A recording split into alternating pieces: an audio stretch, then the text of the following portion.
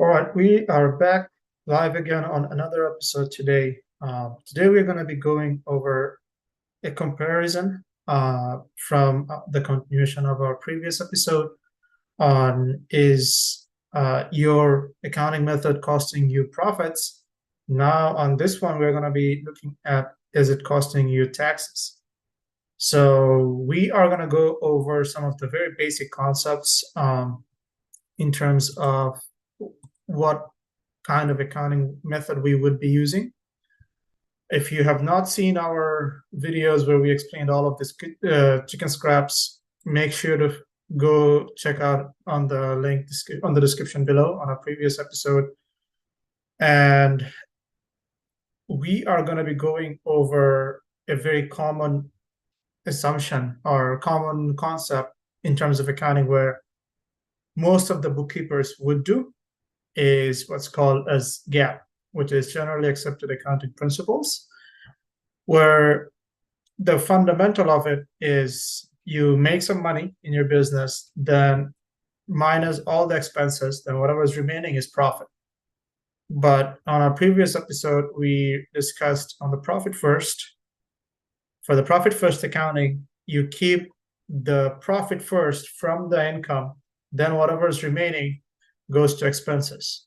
But the interesting thing here is IRS, especially if you are concerned as taxes, if you don't have other tax preferred vehicles that we will be discussing in our later episodes.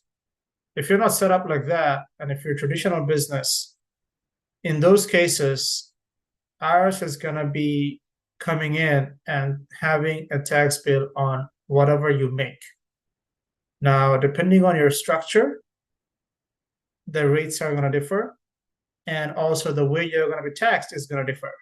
So it might, if you're a C Corp, you're going to be taxed as corporation level, then also personal level when you're distributing salaries and dividends. On the other ones, like LLC, disregarded LLC and S Corp, it's going to be flowing through. Same thing with partnership. The K1 is going to go through to the partnership. So that in that case, if you are looking into that perspective, profit first might give you bigger tax bill. But on the other hand, profit first is essentially going to give you a higher business growth. Another interesting thing that you should be concerned about is if you are having a business just for the heck of losses, you can only show losses on a business for 3 years. If it is more than that, IRS considers that as a hobby, not as a business. If you're consecutively losing money, it's not actually a business, it becomes a hobby. So make sure to consider what your tax purposes are, or if you're experimenting with it, then maybe look into other research R&D credits. As a matter of fact, there are the tax credits that you might want to take a look into, which we will go in a later episode. But on an overall basis, IRS is concerned about two major ways of accounting method, which is accrual versus cash. And the fundamental difference between these two is when the income or expense is recognized. So on case of the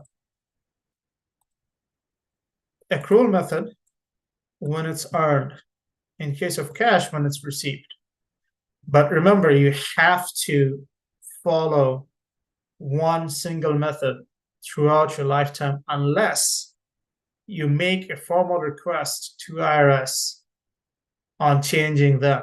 So how does it benefit? Say, for example, if you are having an accrual method of accounting, in that case, if you made a sale, which even though you might get paid 3 months, 30, 60, 90 days, you're still going to be recognizing that sale the date the sale actually happened, when the transaction actually accrued, as opposed to cash, when you're going to be recognizing the moment you're going to be recognizing the transaction is when it actually happens. Say, for example, you buy a membership course or whatever the marketing course you can think of, or even a product that you already pre-order. For cash method, it is gonna be when the transaction actually happened, when you actually paid the entire amount. As opposed to for accrual, you could actually take the entire thing in the same year you actually made this purchase. So say, for example, it's almost towards the end of the year, it's end of November.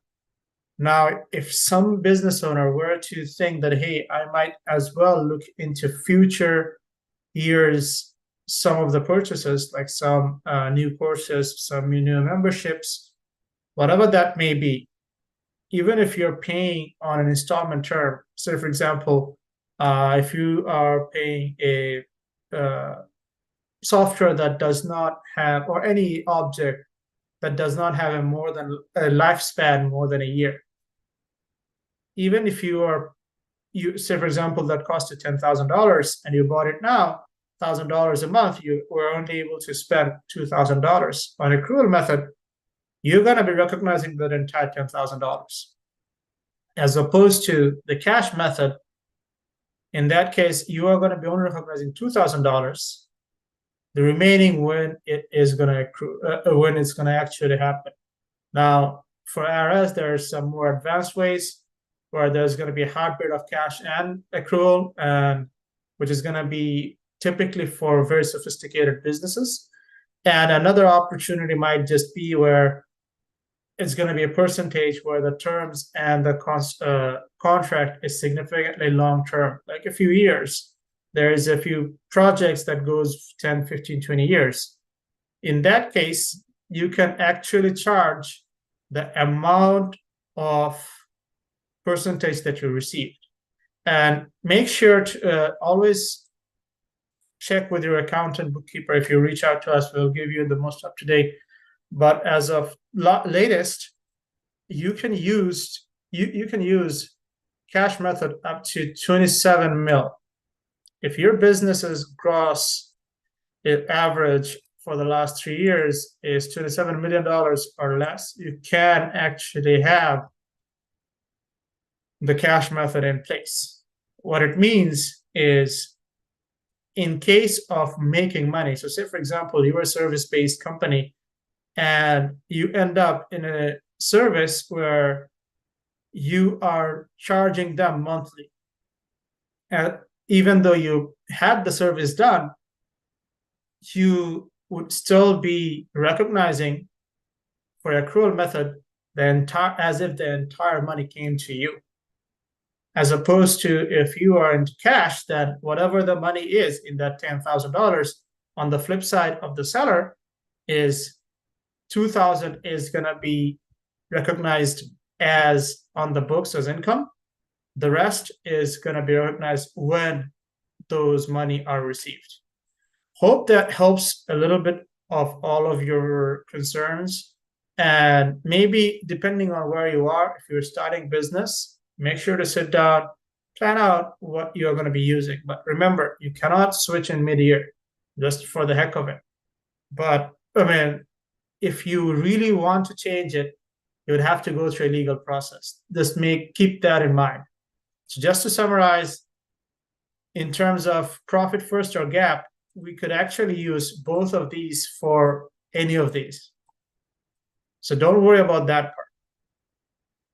From tax perspective, you need to consider these two elements, where what your accounting method is going to depend on how much tax is going to be there if you are dealing with significant amount of move or prepayment on either your expenses or your services. Hope that helped. If you have any other questions, feel free to drop them below or ask us anywhere else. We will definitely try to help them out. And up until next time, stay blessed